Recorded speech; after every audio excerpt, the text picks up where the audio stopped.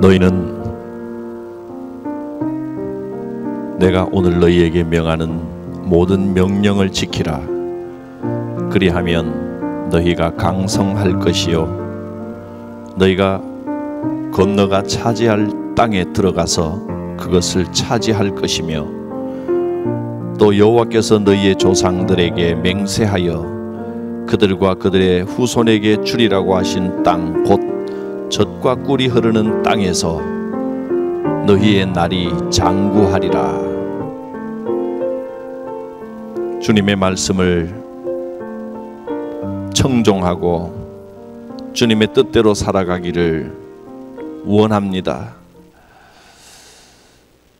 하나님을 예배하는 이 시간, 우리의 마음을 지켜주시고 우리의 삶 가운데 역사하시사 주님과 동행하는 복된 삶이 되어 주의 약속을 풍성히 받아 누리며 은혜 가운데 살아가는 복된 삶이 되게 하옵소서. 예수님의 이름으로 기도드립니다. 아멘.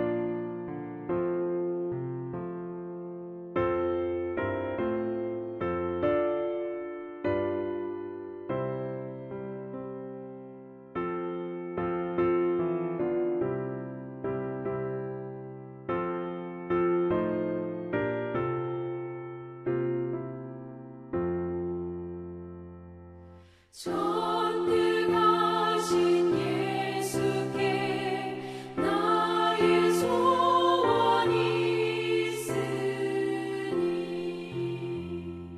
병든 자와 맹인을 고쳐주십니다.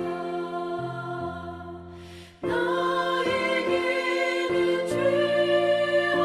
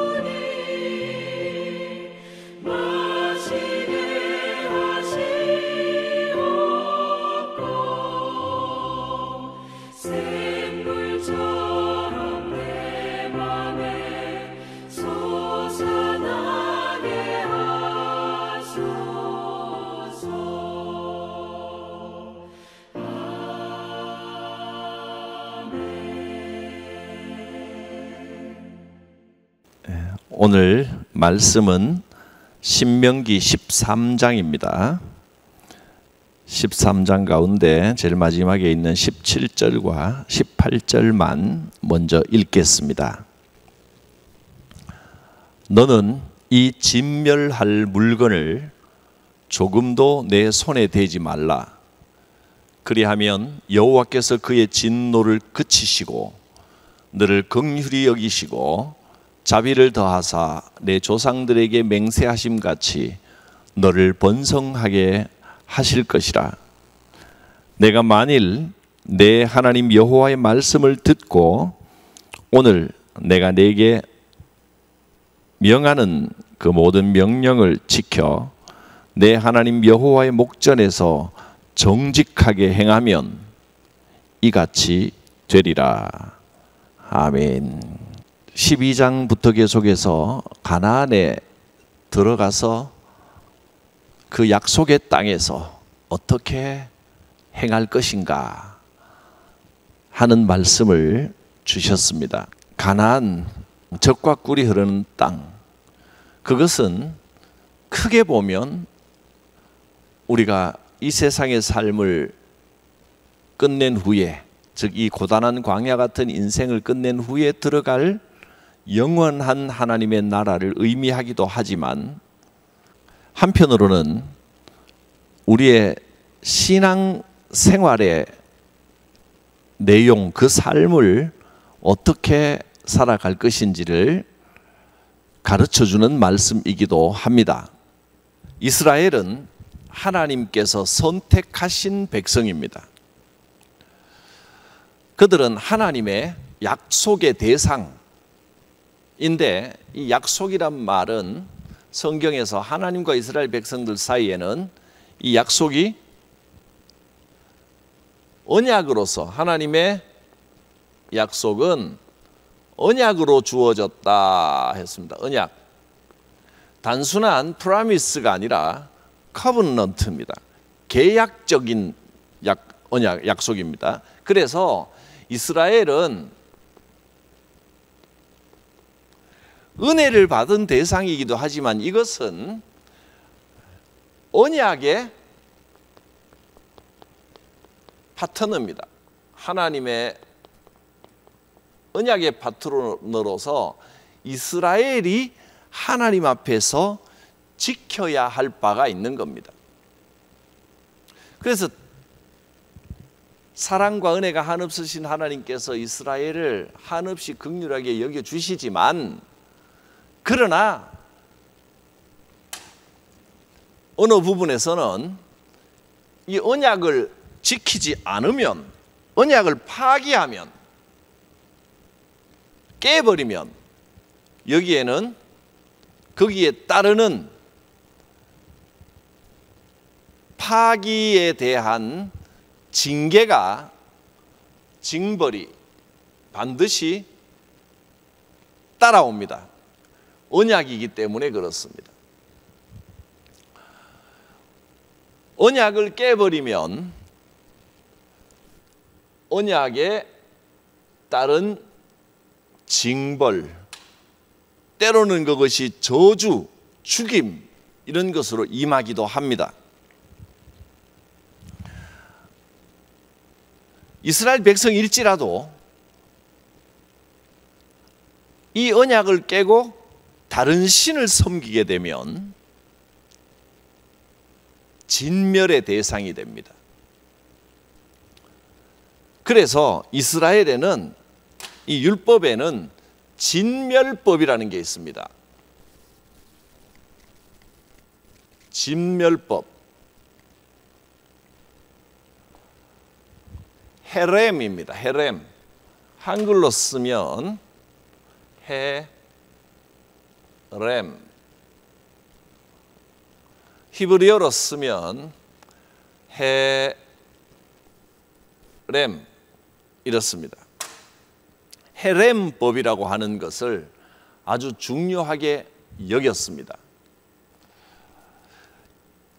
이 헤렘법은 원래 이스라엘이 가나안 땅을 정복하고 또는 전쟁을 할 때 사용하는 광야와 가나안에서의 전쟁 방식입니다.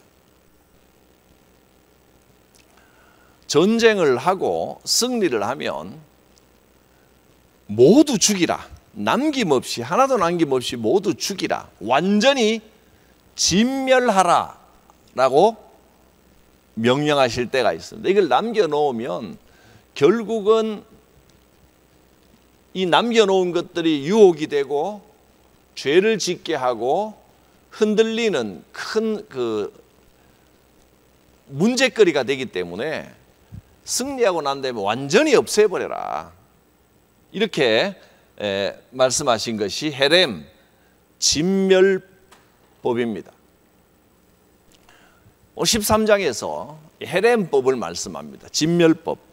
어디에 이걸 적용하라 그러셨냐면 백성들 중에 기적을 보이면서 백성들을 현혹하는 자들이 있었습니다.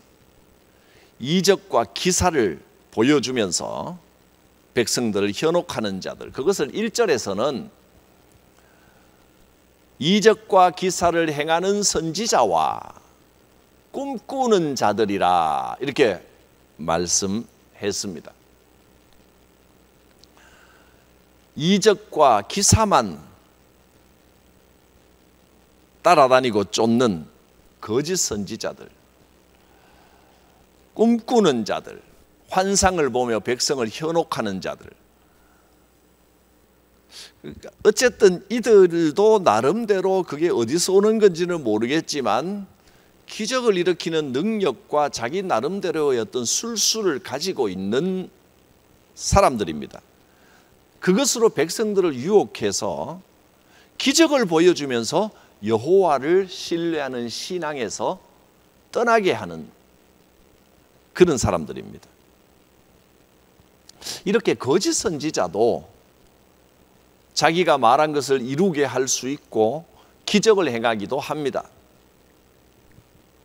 그러므로 기적이 다 옳은 것은 아닙니다. 누구로부터 온 기적을 행하는 것인가가 중요합니다. 하나님께서는 천하 만물을 다스리시고 어떤 기적도 일으킬 수 있으신 하나님이시지만 기적을 자주 보여주면 백성들은 기적만 쫓아다니게 됩니다. 여호와의 이름으로 베풀어주는 기적이라 할지라도 기적만 상시적으로 보여주면 그 기적을 따라다니면서 여호와를 진정으로 예배하고 공개하는 것을 잊어버리고 외면해버립니다. 그래서 때로는 오히려 이 거짓 선지자가 기적을 더 많이 일으키기도 합니다. 3절에서 말씀합니다. 너희는 그 선지자나 꿈꾸는 자들의 말을 청종하지 말라.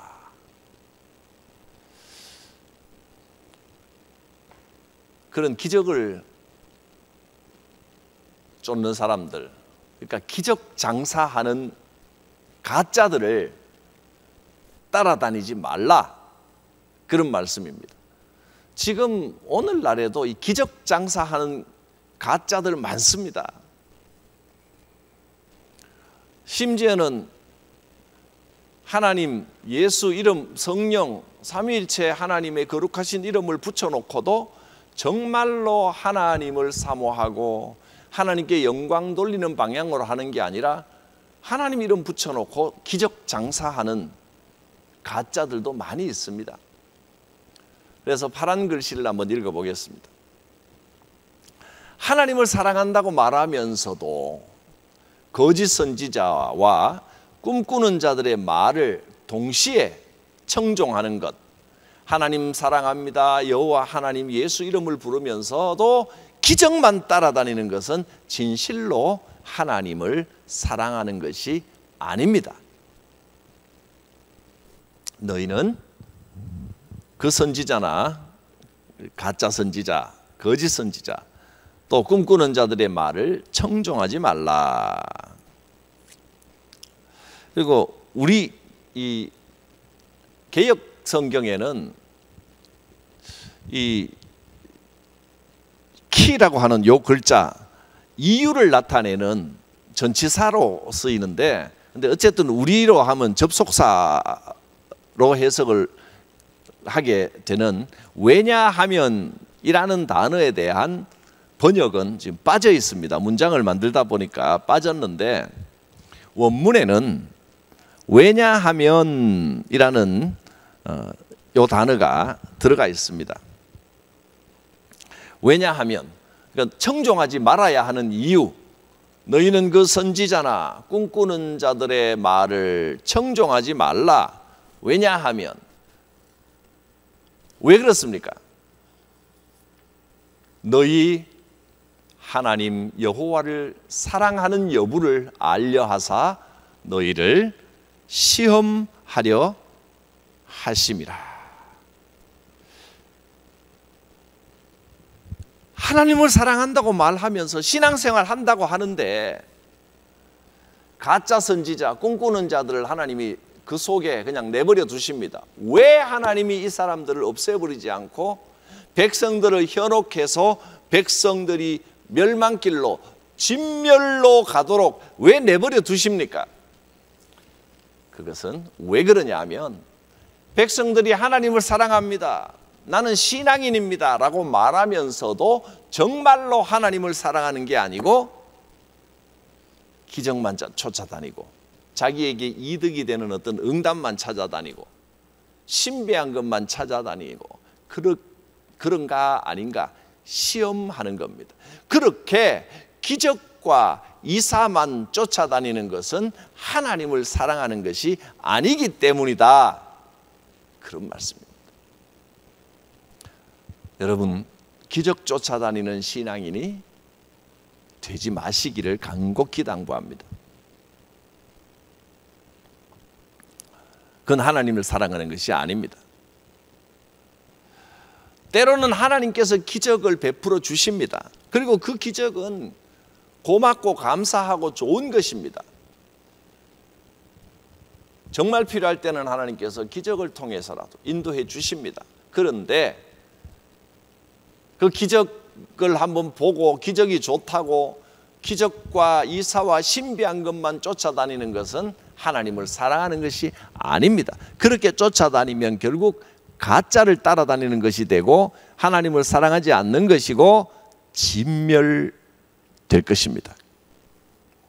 거짓 선지자와 꿈꾸는 자들의 말을 동시에 들으면서도 하나님을 사랑한다라고 말하는 것은 거짓말입니다.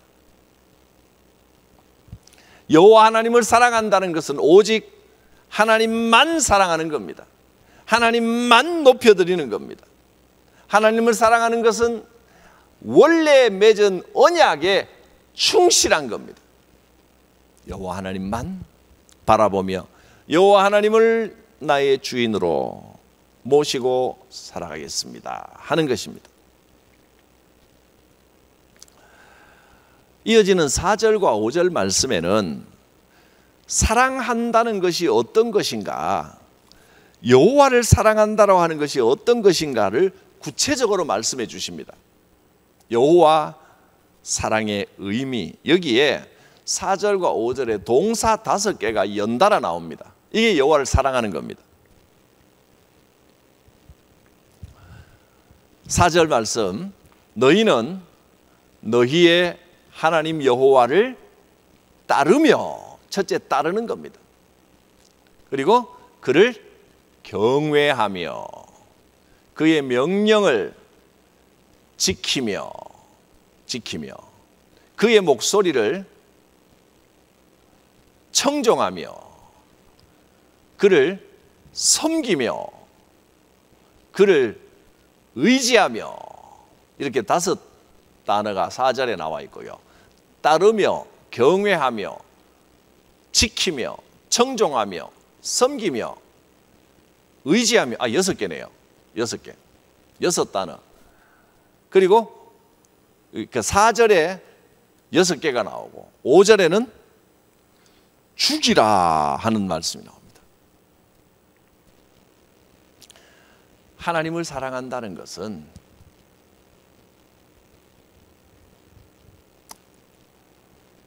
여호와를 따르는 겁니다.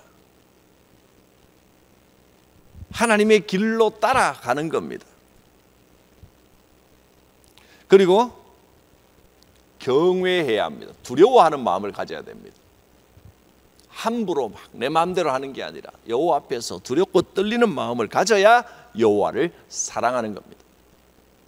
또 명령을 지켜야 됩니다. 그리고 그분의 음성을 들어야 합니다. 청종해야 합니다. 여호와를 섬겨야 합니다. 내 몸과 마음을 다하여 내 헌신을 여호와께 드려야 합니다. 수고의 헌신, 물질의 헌신을 하나님께 드리는 겁니다. 그리고 그분을 의지합니다. 의지한다는 말이 의지하며, 밑에 히브리어로 써놓은 이 글자가 드박라고 하는 이 글자가 의지한다, 바로 여기에 해당하는 글자입니다. 그런데 이 말이 신명기 4장 4절에도 똑같은 단어가 나오고 오늘 13장 4절에도 똑같은 단어가 나옵니다. 그래서 의지하는 게 어떤 의미인가, 그게 중요하기 때문에 이 히브리어 원어를 여기다가 썼습니다. 4절을 보면 4장 4절 여기 제일 밑에 적어놨습니다. 오직 너희의 하나님 여호와께 붙어 떠나지 않은 너희는, 자 여기서 이 단어 드바크라고 하는 단어가 어디에 해당될까요? 의지한다는 말이 뭐라고 번역을 했냐면 붙어 떠나지 않는, 붙어 있다 이런 뜻입니다. 원래 의미가 붙어 있다는 뜻입니다.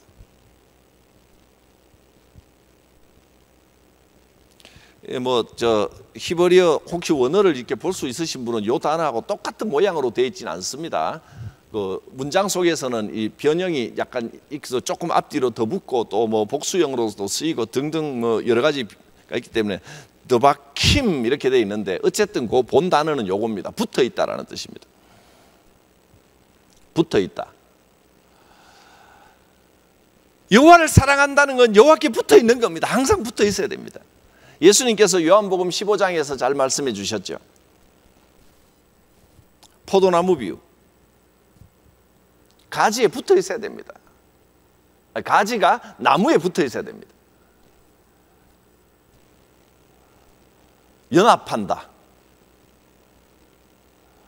또 서로 교류하고 교통한다. 붙어 있어야 됩니다. 그래야 생명을 공급받을 수가 있습니다. 이렇게 하지 않고 하나님을 사랑한다라고 말은 하면서, 하나님을 섬긴다라고 말은 하면서 여호와를 따르고 경외하고 지키고 청종하고 섬기고 붙어 있고 이런 사랑이 아니고 다른 방법으로, 그러니까 기적을 말하고 환상을 이야기하고 거짓 선지자나 꿈꾸는 자들, 기적과 이사를 일으키는 것을 마치 하나님 사랑하며 그런 것들을 쫓아다니는 것이 신앙인 양 이야기하는 사람들을 5절 말씀에는 죽이라 했습니다. 죽이라. 그런 선지자나 꿈꾸는 자는 죽이라. 거짓 선지자들은 죽임을 당해야 됩니다. 그것을 거짓 선지자들, 가짜를 이것이 가짜다 하고 사람들 앞에서 명확하게 몰아낼 수 있는 것이, 그게 신앙이라는 겁니다.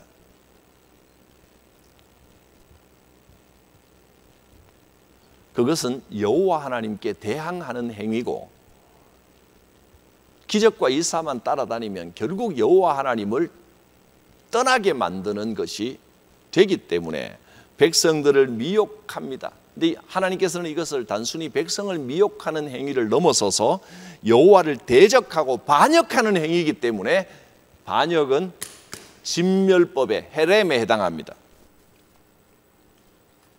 자, 그러면 만약에 식구들이나 가족들이나 아주 가까운 친구, 생명처럼 여기는 친구가 다른 신을 섬기자, 또는 이 기적을 따라가자 이렇게 자꾸 유혹을 한다면 어떻게 해야 되겠습니까? 가만히 꿰입니다. 친분을 이용하여 내가 경험해 보니까 나쁘지 않다 하고 자꾸 유혹을 합니다. 그럴 때는 어떻게 해야 되겠습니까? 이렇게 선포합니다. 이 문제에 대해서는 관계 때문에 선한 사람, 좋은 사람이 되려고 자꾸 받아주고 적당히 넘어가고 아이고 됐다고 좋은 말로만 다 이러고 끝없이 그렇게 할 수 없다는 겁니다.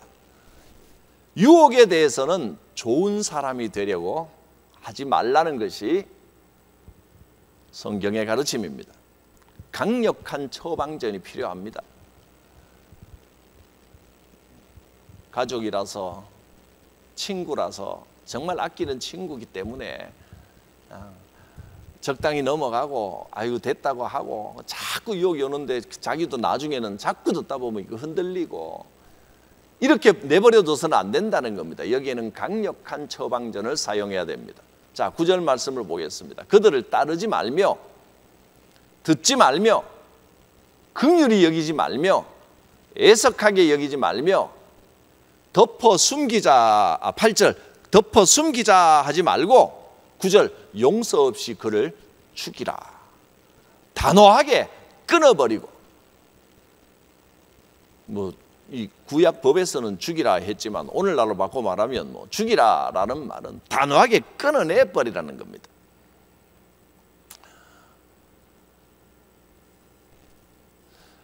반드시 죽여야 한다. 여기 키, 할랄,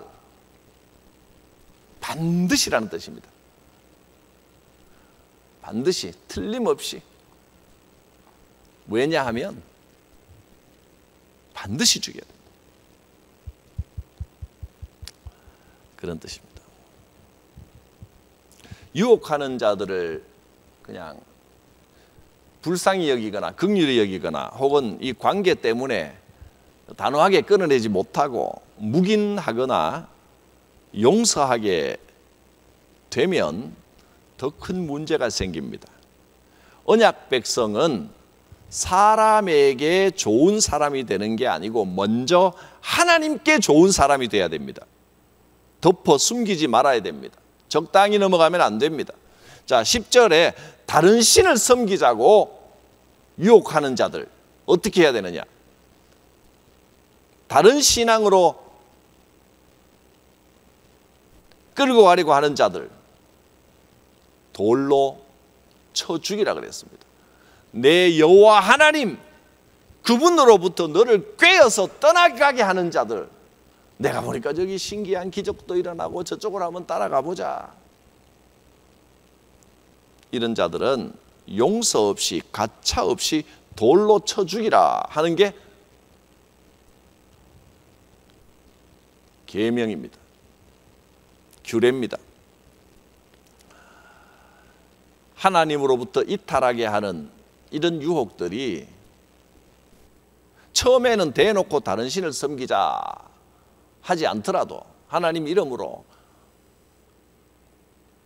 하나님의 법, 이 말씀과 위배되는 기적이나 이적을 따라가 보자, 기사와 이적을 따라가 보자, 그 선지자 용하다고 하더라, 이런 식으로 시작이 되지만 결국은 그것이 처벌하지 않으면 전염병처럼 무섭게 퍼져나갑니다. 그래서 반드시 징계해야 됩니다.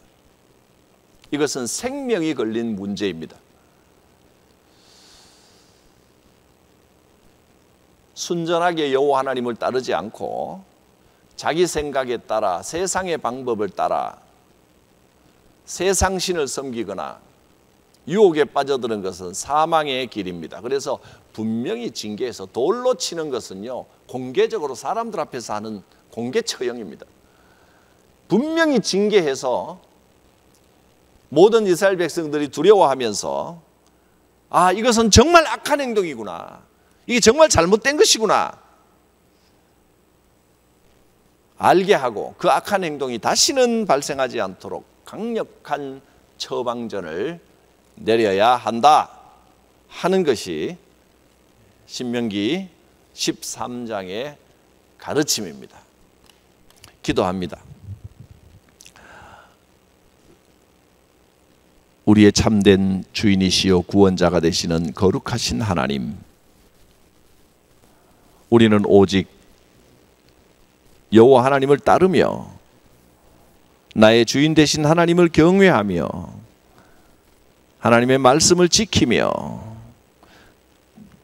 주의 목소리를 청종하며 몸과 마음과 정성과 물질로 주님을 잘 섬기며 하나님께 붙어있는 삼위일체 하나님을 결코 떠나지 않는 하나님께 영광을 돌리며 하나님 기쁘시게 하고